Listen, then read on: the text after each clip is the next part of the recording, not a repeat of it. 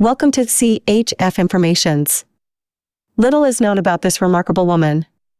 We only know what others wrote because none of her thoughts or feelings were ever recorded.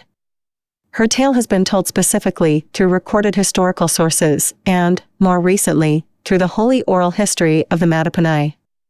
Most notably, Pocahontas left an everlasting mark that has lasted for almost 400 years.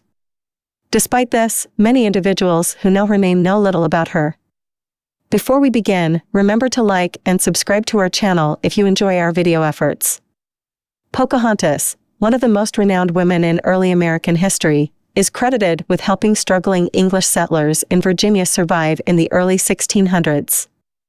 The explorer John Smith, who claimed Pocahontas saved his life, praised her as the instrument to preserve this colony from death, famine, and utter confusion. Pocahontas was born approximately 1596, the daughter of Wahansanaka, also known as Powhatan, the strong chief of the Powhatans, a Native American tribe who lived in the Chesapeake Bay region. Her mother is less known. Her given name was Amanuta, but she is best known by her nickname Pocahontas, which means playful one.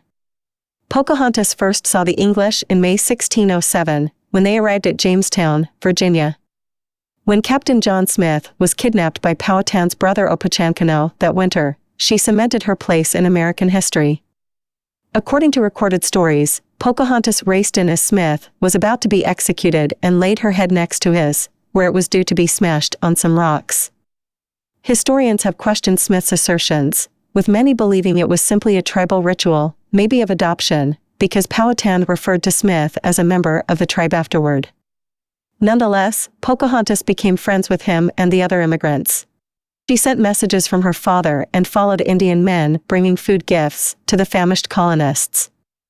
However, the peace was broken when colonists sought more food, and Powhatan declined in the face of food shortages and famine in 1608 and 1609. Pocahontas stopped visiting Jamestown after colonists torched Indian villages and threatened bloodshed. Pocahontas married Kokum, most likely a Patawamek, in 1610, and they settled in the Potomac region. When Captain Samuel Argall invited her to visit his ship, Treasurer, in 1613, she was kidnapped. She was then taken to Jamestown. English settlers sought food, the return of prisoners and stolen valuables, and a peace pact as ransom. Some demands were met immediately, while others required Powhatan to negotiate. Pocahontas was relocated from Jamestown to the Henrico settlement in present-day Richmond, where she met John Rolfe in July 1613. Sir Thomas Dale took Pocahontas and 150 armed men to Powhatan after a year in captivity, seeking the remainder of the payment. There was a skirmish, and Englishmen torched villages and slaughtered Indians. Pocahontas told her father that she wanted to marry Rolfe during this ceremony. Powhatan agreed, and the marriage on April 5, 1614 was celebrated as the Peace of Pocahontas. Pocahontas came to Christianity and was called Rebecca in 1614.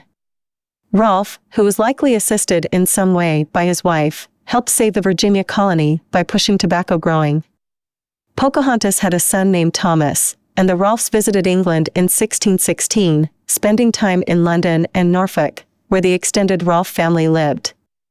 Pocahontas dressed in the Elizabethan way seen in her famous painting while there. The English considered her an Indian princess and allowed her an audience with King James I and the royal family.